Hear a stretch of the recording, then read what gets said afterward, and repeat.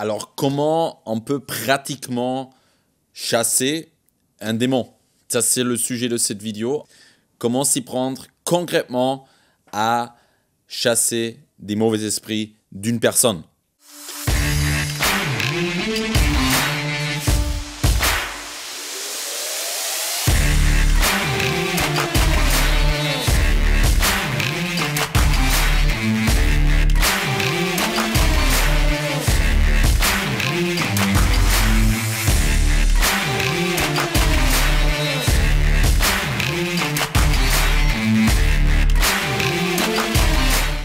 Alors avant qu'on va attaquer tout de suite, j'aimerais t'encourager. Si toutes ces vidéos sur la délivrance t'encouragent, te fortifient, t'équipent, alors je te demande, partage la vidéo aussi à d'autres personnes qui ont besoin d'être encouragées, d'être équipées dans ce domaine-là. Chaque chrétien est appelé de vivre la puissance de Dieu dans son quotidien, de partout. Et le domaine de la liberté, de la délivrance en fait partie. Alors partage la vidéo, commente, laisse-nous savoir ce que ça a fait dans ta propre vie. Partage-nous ton expérience par des commentaires. Aime la vidéo et abonne-toi, comme ça tu restes toujours connecté avec nous. Tu fais partie de notre grande famille sur les réseaux où on va davantage sortir des podcasts, des vidéos ou d'autres sujets aussi qu'on va aborder concernant le thème de annoncer l'évangile et de faire des disciples. Alors concrètement, chasser les démons, comment ça se passe? Alors on a eu plein d'autres vidéos où on a parlé sur les différents sujets, comment ils rentrent, les différentes choses qui peuvent arriver quand on prend autorité sur un démon. C'était la dernière vidéo sur la manifestation possible. Est-ce que c'est un démon qui se manifeste? Est-ce que c'est le Saint-Esprit qui se manifeste? Est-ce que c'est la chair? Est-ce que c'est la personne qui provoque ces choses-là? Comment différencier le discernement des esprits, très important dans ce domaine-là. Et maintenant, on va regarder comment chasser un démon. La première chose qu'il faut faire, je vous donne comme une petite liste, sachant que c'est, en résumé, c'est tout simple. Il faut amener les personnes dans la vérité et ensuite parler à l'esprit. Et ça, c'est souvent ce qui est bizarre pour les gens. C'est ce pas de foi de parler à l'esprit. Je vous donne des sous-points de tout ça. Ça veut dire vous pouvez les noter si vous voulez ou essayer de vous souvenir. Mais en gros, c'est juste ces deux points en fait. C'est amener à la vérité, veut dire Jésus, et ensuite parler à un esprit et lui dire de partir en fait de la personne. Ça c'est en gros. Maintenant, je vous donne des sous-points, des sous-clés qui rentrent dans ces deux points là-dedans. Et pour juste détailler un peu plus comment on peut faire ça pratiquement. Alors la première chose et la plus importante, la première chose, c'est le but est d'amener la personne à Jésus pour qu'elle affirme elle-même personnellement sa foi en Jésus. Ça, c'est le plus important parce que celui qui délivre, c'est Jésus. C'est lui, c'est une personne. Il est la vérité. Le but est d'amener la personne dans la vérité, vers la vérité, qu'elle vive dans la vérité. Ça veut dire c'est Jésus. Si la personne ne se confie pas en Jésus, ça va être très compliqué. On a parlé déjà de ça, que oui, une personne qui est entièrement possédée, tu n'arrives même pas de parler avec lui, tu peux aussi chasser un démon. Comme Jésus l'a fait, on a parlé de la dernière vidéo sur ça, les manifestations, à quel moment il faut se repentir et ou prendre autorité sur un mauvais esprit. C'est toujours lié ensemble, c'est sur une autre vidéo. Alors, n'oublie pas de regarder aussi les autres vidéos parce qu'on touche plein de différents sujets là-dedans. Mais amène la personne à Jésus.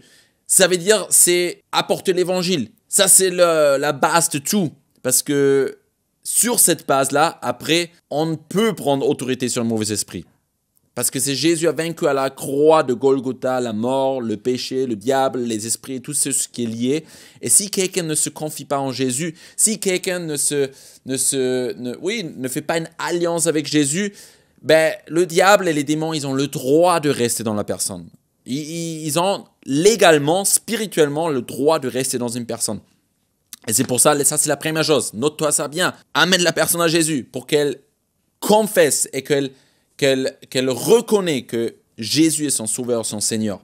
Et que la personne donne sa vie à Jésus. Ça, c'est la base. Ça, c'est le plus important. Et comment on peut faire ça pratiquement? Viens et fais la Mission School chez nous. Comme ça, tu vas avoir un entraînement intensif de 3 mois. Comment tu peux annoncer l'évangile. On a aussi d'autres formations pour le faire. Mais il faut apprendre à partager l'évangile. Ça fait partie d'être chrétien. chrétien est un ambassadeur de Christ. Alors, il faut apprendre à raconter et à partager l'évangile. Sans ça, ça va être compliqué. Mais c'est la puissance et dans l'évangile pour sauver quiconque croit. Alors, amène la personne à Jésus. Très important. Ça, c'est la première chose. Première chose. Si, on a déjà parlé dans une autre vidéo sur ça, si le démon ne te laisse pas parler de Jésus, n'importe ce que tu dis, un démon se manifeste déjà. Ça veut dire que tu ne parles pas à la personne, mais il y a un démon qui se manifeste déjà. Dans certains cas comme ça, tu prends autorité sur le démon, tu lui dis « tais-toi, je veux parler à la personne ». Ton objectif doit être amener la personne à Jésus, parce que c'est la base. Et alors tu essaies de lui faire taire, parce qu'il doit t'obéir. Tu dis au nom de Jésus, démon, je ne veux pas parler à toi, je veux parler à la personne. Si le démon n'obéit pas et il résiste pour que tu ne puisses pas parler à la personne, alors tu dois le chasser. Tu n'as pas une autre option en fait. C'est la seule option qui est, tu dois chasser le démon avant que la personne puisse recevoir Jésus. Et c'est des situations comme ça que j'ai raconté aussi des histoires dans une autre vidéo. Alors, tu amènes la personne à Jésus et ensuite, à un appel, ça veut dire que tu dois mettre la personne au défi de prendre une décision envers Jésus. Plus important, comment tu te positionnes concernant de Jésus maintenant? Est-ce que tu veux le suivre? Est-ce qu'il devient ton Seigneur et ton Sauveur dans ta vie? Parce qu'à ce moment précis, si la personne se positionne et dit oui à ça, le diable perd son droit d'influencer la personne. Et ça, c'est important. Alors, tu amènes l'évangile et ensuite, tu fais un appel clair et tu dis à la personne maintenant, qu'est-ce que tu fais avec Jésus? C'est pas juste connaître Jésus, c'est je donne à Jésus l'autorité dans ma vie. Je me soumets à lui. Je viens à lui. Deviens mon sauveur. Deviens mon Seigneur. Sauve-moi. Parce que j'ai péché. Sauve-moi. Et si la personne dit oui, next step, prochaine étape est de prier avec la personne. Et là, le but est que la personne confesse des péchés, des domaines dans sa vie où elle était éloignée de Jésus, où elle s'est rendue coupable devant Dieu, où elle a vécu dans des péchés que Dieu appelle le péché, c'est rater le but, c'est là où la personne a vécu dedans et qu'elle demande pardon pour ces choses-là à Jésus. Ça, c'est l'objectif. Ça veut dire il faut mettre les choses à la lumière. Le plus une personne met les choses à la lumière, le plus radical et le plus vite une délivrance va avoir lieu. Le plus qu'une personne met des choses à la lumière, le plus radical et le plus vite une délivrance va avoir lieu. Si c'est très, oui, je faisais des choses, mais je ne veux pas le dire parce que, pour n'importe quelle raison, le but n'est pas maintenant de le divulguer en public, je ne sais pas où. C'est juste, je le dis avec ma bouche et je demande avec ma bouche le pardon, de l'amener à la lumière. C'est là où il y a une puissance. Et c'est ça veut dire demander à la personne dans quel domaine. Si c'est l'adultère, alors dire, amener la personne dans une prière, je te demande pardon pour l'adultère dans ma vie. Si c'est dans le vol, de le prononcer, de le dire. Je volais, je suis devant Dieu un voleur, par exemple. Et de demander pardon pour ça. Confession, confesser devant Dieu. Et ça, c'est la deuxième étape. Ensuite, quand la personne prononce certaines choses, vous l'aidez à prier une prière où elle-même demande pardon à Jésus. Alors, je résume encore une fois les premières étapes là. J'amène la personne à Jésus, point numéro 1. Deuxième, je fais un appel clair pour prendre une décision. Veux-tu suivre Jésus? Deuxième point. Si la personne dit non, non, non, non, je ne veux pas, alors moi, je prie pas pour une délivrance non plus. Ça dépend. Des fois, je prie pour la personne parce que des fois, comme j'ai expliqué dans notre temps, si elle dit non, je prie quand même pour la personne, mais pas spécifiquement pour la délivrance, forcément, mais je prie pour la personne qu'elle a une révélation de Jésus, et souvent le Saint-Esprit, il touche des choses, où après, la personne a une révélation que Jésus est la vérité, et au final, prend une décision de vouloir suivre Jésus. Alors, il faut travailler avec le Saint-Esprit ensemble dans ce moment-là. La troisième étape, c'est amener la personne à confesser des péchés et demander pardon dans une prière pour ça. Alors, une prière d'exemple, je vous donne une prière d'exemple, à quoi ça peut ressembler cette prière où on peut mettre des différentes choses dedans. Alors, une prière, ça commence au début que la personne confesse sa foi en Jésus. Ça peut être dans un style « Jésus, je viens devant toi. Je crois que tu es mort à la croix pour moi. Que tu as pris à la croix mes péchés sur toi. Que tu les as enterrés. et que 3 jours plus tard, tu es ressuscité. Maintenant, je crois que tu es vivant, que tu es dans le ciel et que tu vas revenir pour juger. Et aujourd'hui, je viens devant toi et je te demande pardon pour mes erreurs, pour mes péchés. Je te demande pardon en particulier. Et là, la personne peut dire certaines choses, le nommer pour le vol, pour l'envie, plein de différentes choses peuvent être nommées. Et après, je te demande pardon pour ces choses-là. Je veux me détourner de ces choses-là. Je veux plus vivre dans ces choses-là. Je veux vivre une nouvelle vie avec toi. Sois mon sauveur et sois mon Seigneur. Amen. Ça, c'est une première prière comme ça qu'on peut faire. Tout simple et tout authentique. C'est ça, première étape. Après, vous expliquez à la personne, vous dites, ok, maintenant tu as invité Jésus dans ta vie. Tu lui as dit que tu crois en lui. Tu as rendu ça concret pour toi dans ta vie personnellement aujourd'hui. Et vous expliquez à la personne, maintenant je vais prier pour toi. Et à ce moment précis, c'est vous allez prier pour la personne et vous expliquez à la personne que vous allez prendre autorité sur des domaines qu'elle a prononcés ou elle a demandé pardon pour. Parce que le but est que des démons peuvent être actifs dans le domaine où la personne a vécu dans le péché. Veut dire, si c'est le vol, vous allez commencer à ordonner à des esprits dans le domaine du vol de partir. Et vous expliquez juste à la personne que vous allez prier pour elle. Et après, vous pouvez, si la personne l'accepte, de poser la main sur l'épaule, par exemple, de la personne, et vous commencez à ordonner. Et là, maintenant, si c'est pour chasser des démons, vous expliquez à la personne, vous parlez pas à la personne à elle-même, mais vous parlez à un esprit, à un mauvais esprit, que visiblement, avec tes yeux, tu ne le vois pas. C'est par la foi. Et vous dites, au nom de Jésus, je prends maintenant autorité sur tout mauvais esprit qui a agi dans cette personne jusqu'à aujourd'hui. Aujourd'hui, cette personne, elle vient de prendre une décision pour Jésus. Maintenant, c'est Jésus son Seigneur. Et maintenant, tout autre Seigneur qui était dans sa vie doit partir maintenant. Toute autre divinité qui était dans sa vie doit partir maintenant. J'ordonne au nom de Jésus tout mauvais esprit dans le domaine de... Et là, vous pouvez commencer à nommer les domaines que la personne a prononcés où elle a demandé le pardon pour.